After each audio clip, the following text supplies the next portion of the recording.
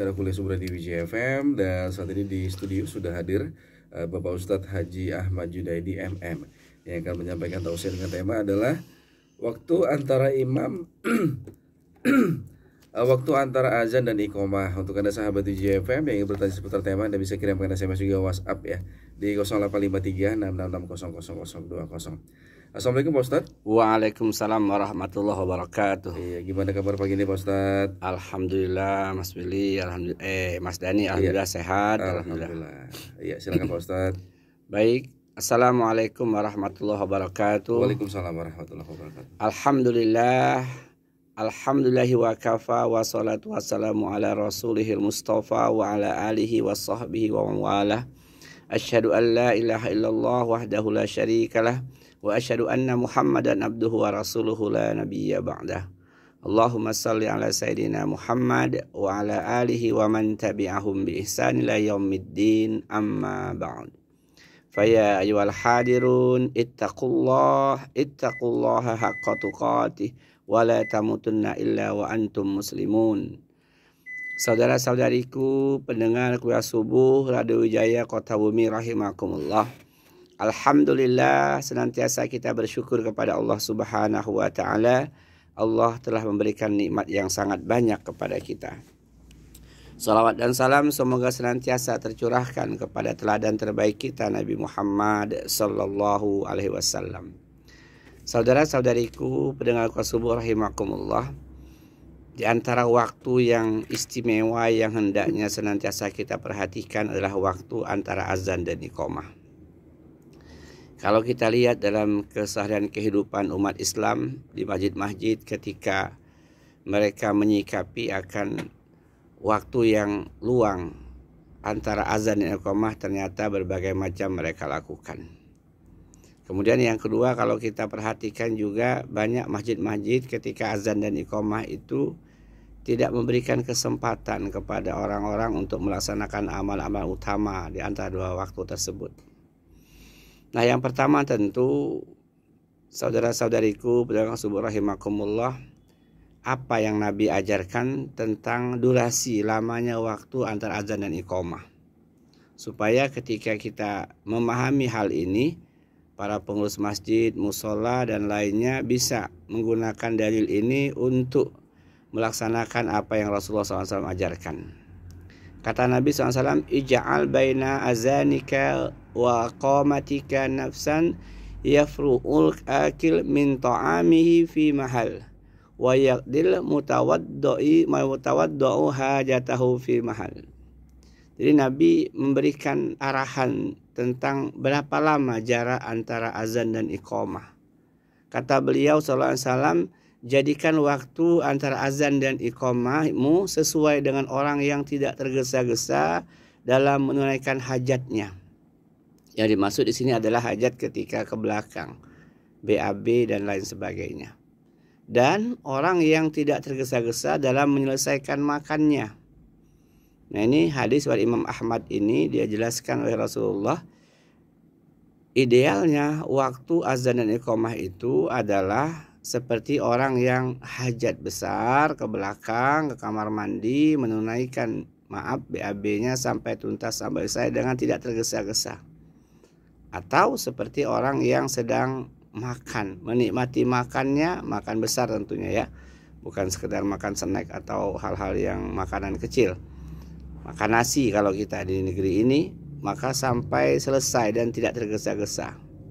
Sehingga dari dalil ini ada para ulama yang menghitungnya dalam hitungan menit ya sekitar 10 atau 15 menit atau boleh lebih. Nah, inilah yang diajarkan oleh Rasulullah tentang lamanya waktu, rentang waktu antara azan dan iqomah. Dan Rasulullah tidak bicara tentang sholat apa, tapi dalam semua sholat.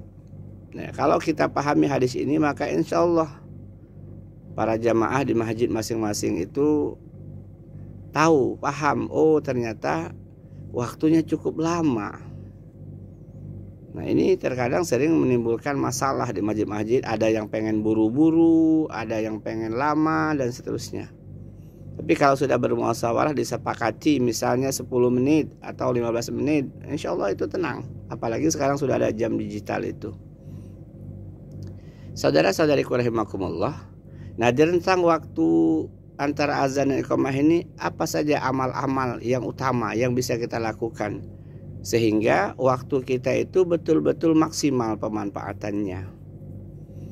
Tidak ada yang ngobrol misalnya sia-sia atau sengaja nunggu-nunggu di luar atau hanya diam saja. Maka agama kita mengajarkan waktu yang istimewa ini pertama manfaatkanlah untuk berdoa kepada Allah Subhanahu wa taala. Setelah azan dikumandangkan tentu kita sholawat Nabi kemudian berdoa.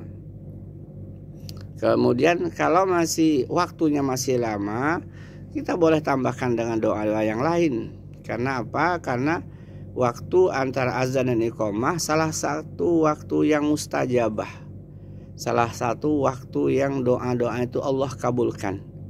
Kata Nabi SAW, la yuraddud du'a bainal azani wal iqamah.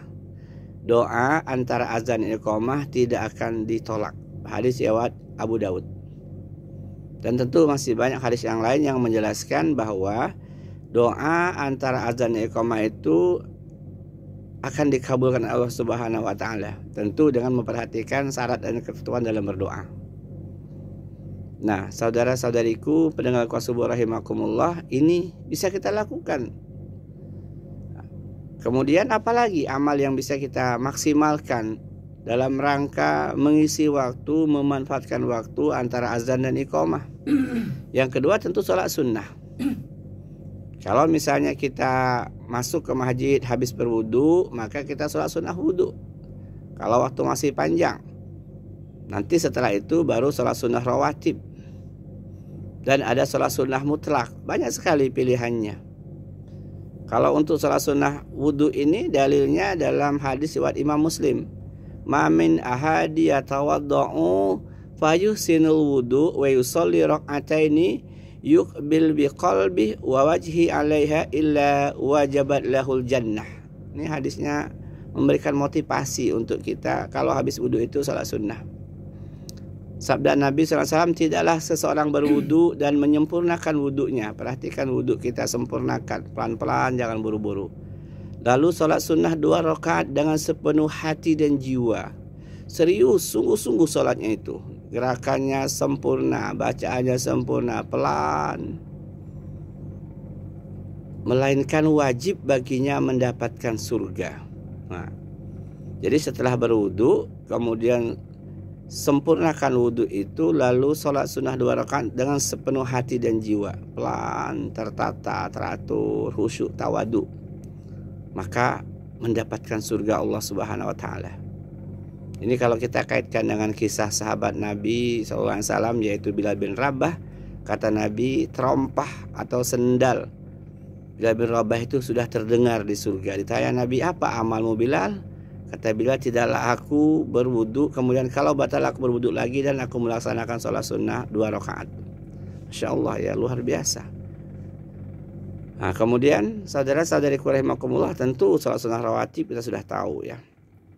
Atau kalau kita misalnya waktunya lebih panjang lagi, ya kita awali sholat sunnah tahiyatul masjid, kemudian sholat sunnah rawatib. Masih ada waktu sholat sunnah mutlak.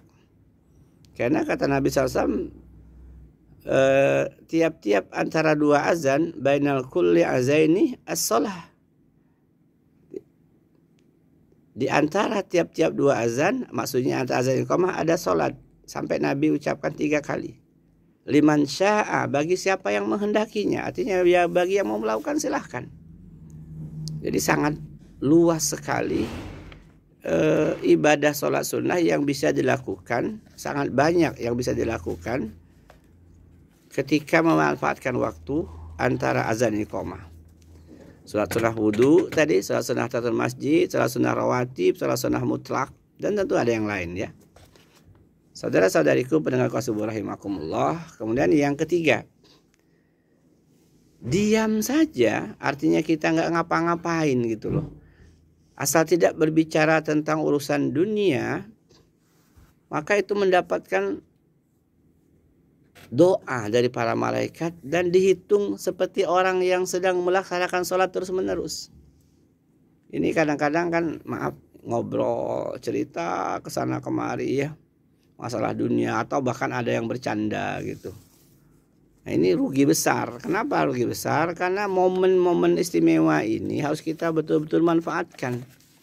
Karena ya kita kan untuk urusan-urusan dunia tentu di luar waktu itu sangat banyak waktunya. Maka kalaupun kita misalnya lelah, nggak kuat sholat, lagi malas, nggak pengen doa, maka yang ketiga ini diam saja. Diam dalam keadaan kita berwudu, maka duduknya kita dalam diam itu tercatat sebagai orang yang melaksanakan sholat terus menerus, artinya mendapatkan pahala seperti orang sholat. Tentu beda ya kalau kita memang betul-betul sholat, tentu beda pahalanya, Allah Maha Adil. Kemudian kalau misalnya kita batal wudu, berwudu kembali, duduk lagi.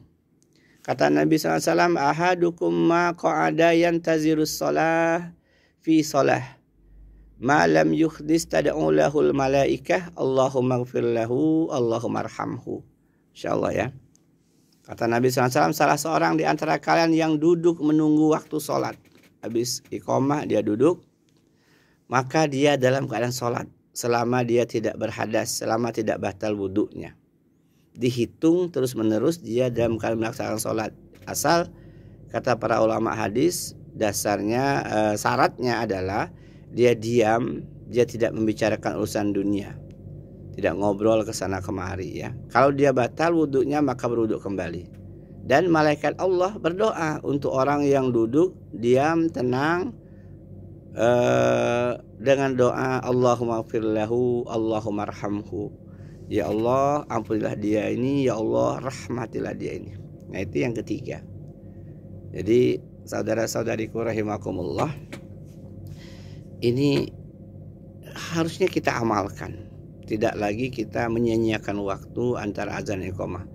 Kalau lelah, capek, gak kuat sholat, malas zikir, lagi malas berdoa, maka diam saja.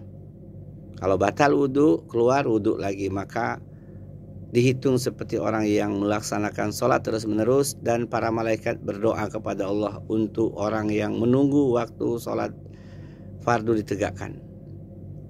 Kemudian saudara-saudariku rahimakumullah, yang keempat, amalan yang bisa kita lakukan dalam rangka memanfaatkan waktu yang istimewa antara azan dan iqamah adalah berzikir kepada Allah. Ya, Masya Allah, ini amalan yang sangat agung, berzikir kepada Allah, mengingat Allah dalam hati lalu diucapkan dengan lisan, segala macam bentuk zikir. Subhanallah, subhanallah, subhanallah, subhanallah wa bihamdihi subhanallahil azim. Allahu akbar, Allahu akbar, Allahu akbar. Atau la ilaha illallah, la ilaha illallah, la ilaha illallah. Atau istighfar, astaghfirullah, astaghfirullah, atau astaghfirullahalazim, terus menerus. Masya Allah, ini amalan yang luar biasa. Kata Nabi SAW, maukah aku tunjukkan amalan yang terbaik dan paling suci di sisi Rabbmu dan yang paling mengangkat derajatmu? Lebih baik bagimu daripada menginfakkan emas dan perak, dan lebih baik bagimu daripada bertemu dengan musuhmu lantas kamu memenggal lehernya atau mereka memenggal lehermu. Para sahabat menjawab, mau hai Rasulullah. Lalu beliau SAW bersabda, zikir kepada Allah yang maha tinggi, zikrullah ta'ala. Nah ini, jadi lisan berucap, hati dan pikiran mengingat Allah, keagungan Allah, kesucian Allah, kemahakuasaan Allah. Lisan berucap, hati dan pikiran mengingat dosa-dosa yang pernah kita lakukan. Astaghfirullah, astaghfirullah, berharap Allah mengampuni dosa-dosa kita. Atau sholawat Nabi, tentu dengan lirih yang gak perlu kuat-kuat, karena mungkin ada yang sedang sholat sunnah, ada yang sedang berdoa dan lain sebagainya. Lirih saja, cukup telinga kita saya mendengar ya, maka itu mendatangkan rahmat Allah, mendatangkan ampunan Allah dan pahala yang sangat besar. Yang kelima, di antara amalan yang bisa kita manfaatkan, yang bisa kita lakukan ya dalam rangka memanfaatkan waktu antara azan dan iqamah, tentu membaca Al-Qur'anul Karim. Membaca Al-Qur'an ini kita sudah sering kaji, alangkah mulianya, alangkah besar pahala si Allah, dan akan menenteramkan jiwa kita. Kita tahu Al-Quran yang kita baca akan memberikan syafaat, pertolongan kepada kita di yaumil mahsyar. Itu diantara keutamaan membaca Al-Quran. Iqra'ul Quran fa innahu ya'ti yaumal qiyamah syafi'an li ashabih, kata Nabi. Bacalah Al-Quran karena Al-Quran akan datang pada hari kiamat nanti sebagai pemberi syafaat bagi orang yang membacanya. Belum lagi satu hurufnya diberi dengan 10 pahala kebaikan. Ya, jadi saudara-saudariku rahimakumullah, inilah diantara amalan-amalan yang bisa kita laksanakan, kita lakukan ketika kita berada di masjid, memanfaatkan waktu antara azan dan iqamah. Dan ingat, azan iqamah itu dan iqamah tadi durasi waktunya kata Nabi seperti orang yang sedang melakukan hajatnya. Buang air besar ke kamar mandi sampai selesai tuntas dan pelan-pelan, atau seperti orang yang sedang makan, dia mau mulai makan sampai selesai dan pelan-pelan. Jadi manfaatkan hadis ini supaya masyarakat bisa memanfaatkan waktu yang istimewa antara azan dan iqamah. Jadi nggak usah buru-buru iqamah, tapi sediakan waktu, ya tergantung kepada musyawarah pengurus masjid setempat. Tergantung musyawarah mau 10 menit atau 15 menit atau lebih dari itu. Jangan sampai waktu yang istimewa ini terbuang sia-sia percuma. Padahal kita berada di rumah Allah dalam 24 jam kehidupan kita tentu sangat sedikit dengan ketika dibandingkan kita berada di kantor, di ladang, di toko, di jalan raya dan lain sebagainya. Demikian saudara-saudariku pendengar qasibur rahimakumullah tentang waktu istimewa antara azan dan iqamah. Lebih kurang mohon maaf. Wassalamualaikum warahmatullahi wabarakatuh.